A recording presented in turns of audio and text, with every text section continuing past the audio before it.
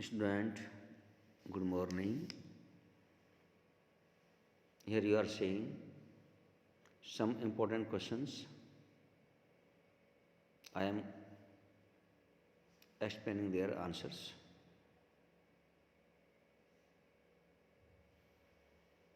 Let's come. Question number 1. The way in which the sparrows expressed their sorrow when the author's grandmother died.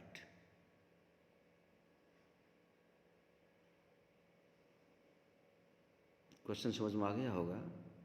Author की grand mother के मरने के बाद जो sparrow ने सौरव प्रकट किया, एक्सप्रेस किया, किस तरह से दावे, किस प्रकार से एहसास हुआ कि स्पैरोज सौरव प्रकट कर रही है। आंसर है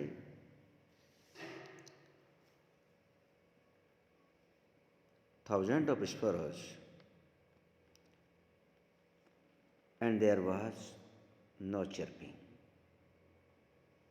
All left sorry for the birds, and Arthur's mother brought some bread for them, but it was very surprising.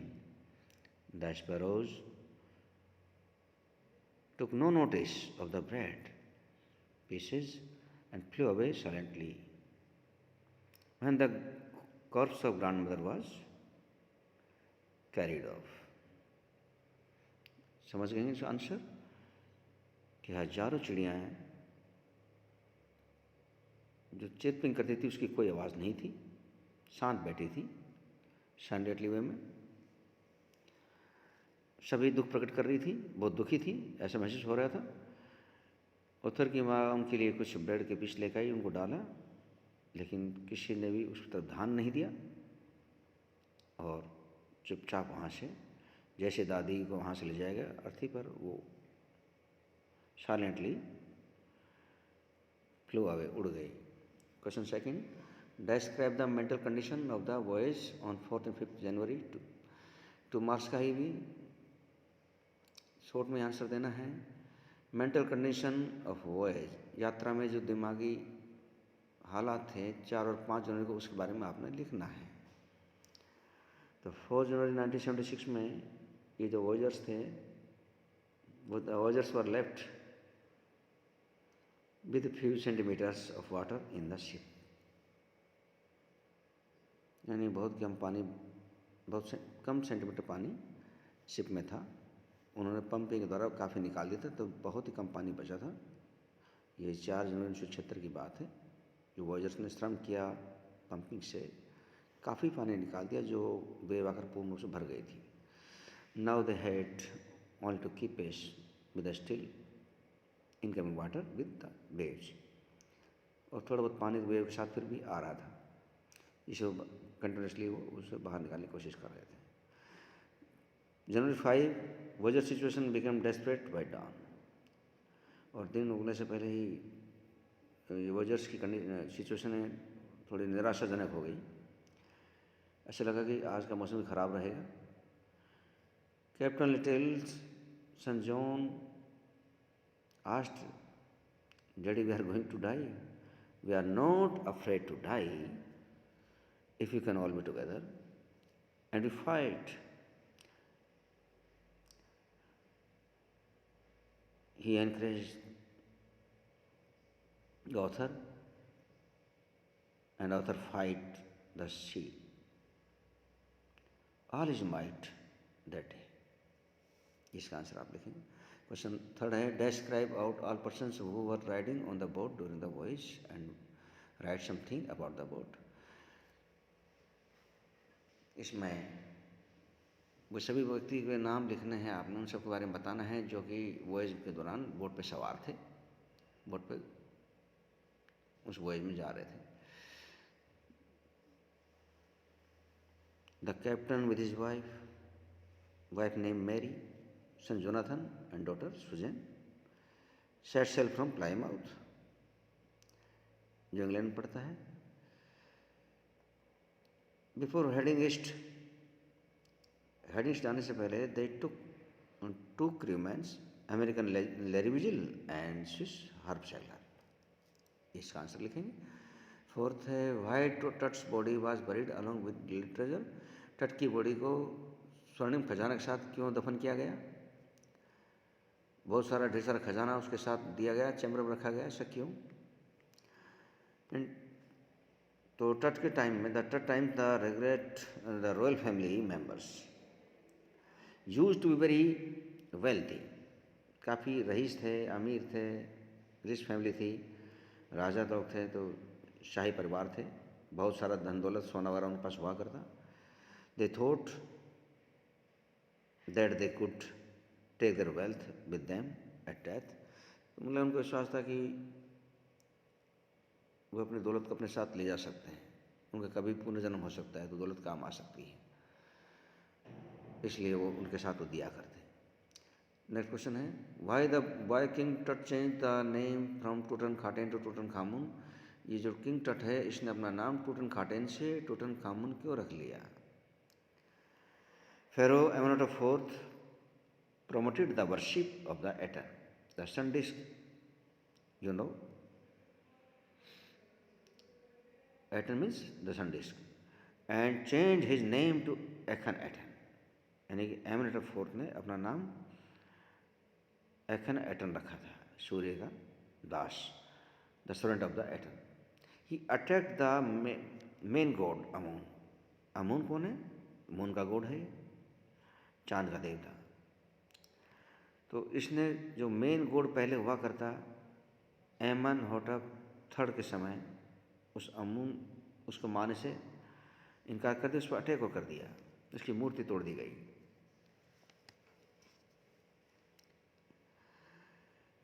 Smashed his image and closed his temples. King Tut started the restoration to the old way।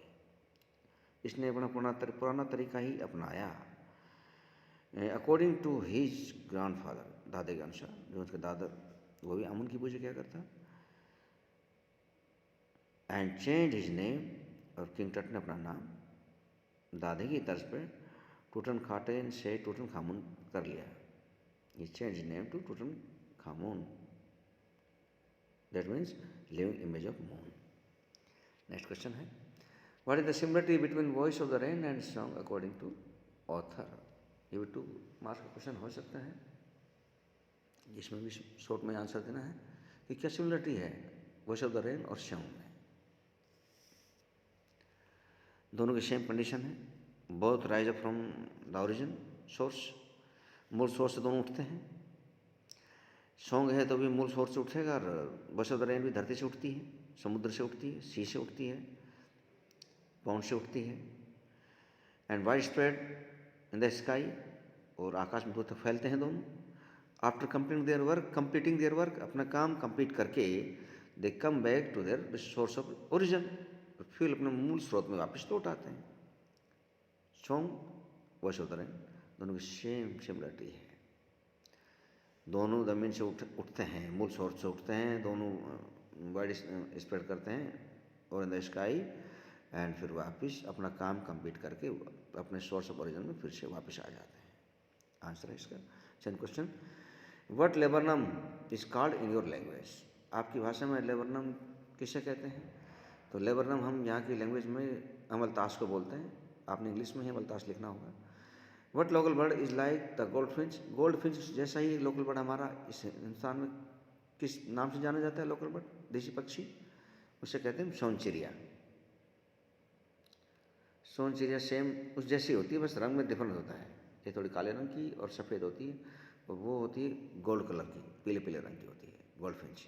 लेकिन धारी ऐसी उस पर same होती है, इतनी सुंदर इतनी छोटी पक्षी सेम जैसी क्या करती है, कलर में डिफरेंस है थोड़ा सा, तो हम यहाँ उसको सोनचिड़िया कह देते हैं।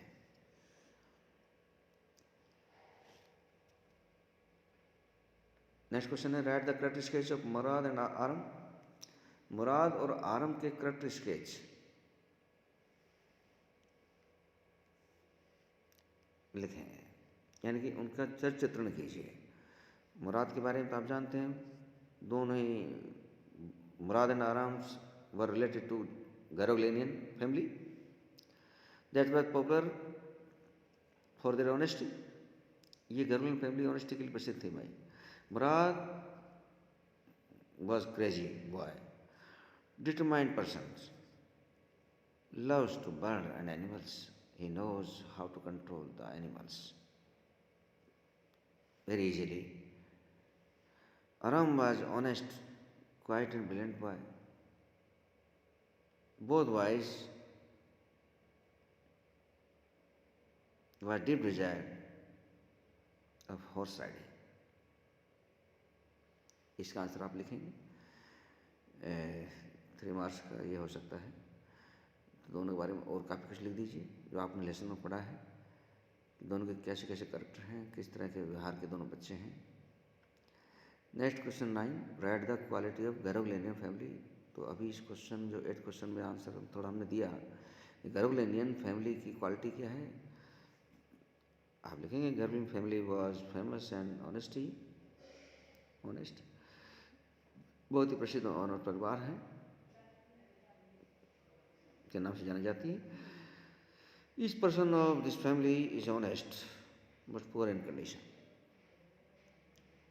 नेक्स्ट क्वेश्चन, लास्ट क्वेश्चन है, why did the narrator of the story want to forget the address. ये एड्रेस द एड्रेस लेसन से क्वेश्चन लिया गया है कि जो नरेटर है इस एड्रेस को क्यों भूल जाना चाहती है। तो इसका आंसर आप इस तरह से लिखेंगे, the narrator wanted to forget the address because they were started the objects that were linked her memory. Because they were stored the objects that were linked her memory with the life of former times, but which had now lost their values. In a strange surrounding, the two appeared strange to her. यानी कि narrator चाहती है कि वो address को भूल जाए, क्योंकि जो भी ऑब्जेक्ट थे, जो वस्तुएं थी जो उसकी माँ की थी, उसकी सब मेमोरी उसके दिमाग में लिंक कर रही थी, बार बार वो निकल के आ रही थी। और दूसरी जो महिला थी वो उन्हें देना नहीं चाहती थी, उनकी हालत कुछ ख़राब भी ज़्यादा कर दी थी, वो अपना मूल स्वरूप खो चुके थे। ऑथर ने उनकी फीलिंग्स को भी पहचान लिया था कि भाई उन्हें देना का उनके मूड में नहीं है, एक लस्ट है, लालच है, तो क्यों उन्हें शर्मिंदा किया जाए और उन्हें पास में रख के बार बार अपनी माँ की याद भी आएगी जो उसे दुखी करेगी, ये मेरी माँ की चीज़ें हैं। और माँ की फिर जो उनकी डेथ हो चुकी है उसे भुला नहीं पाएगी और जीवन में आगे नहीं बढ़ पाएगी। तो सोचा कि इस एड्रेस को भूल जाना ही उचित है, फिर कभी नहीं जाना यहाँ, ना वो चीज़ों को लाने के बारे में कभी ख्याल भी लाना दिमाग में, और सदा के लिए उसने एड्रेस को भुला दिया। उम्मीद करता हूँ प्यारे विद्यार्थियों ये 10 क्वेश्चंस इम्पोर्टेंट है, बहुत अच्छे हैं, आप इन्हें याद करें, इन्हें लिख के इनका अभ्यास करें, यूटी टेस्ट में आने योग्य है, और इन्हें अपनी नोटबुक में नोट कर लें। Thank you very much.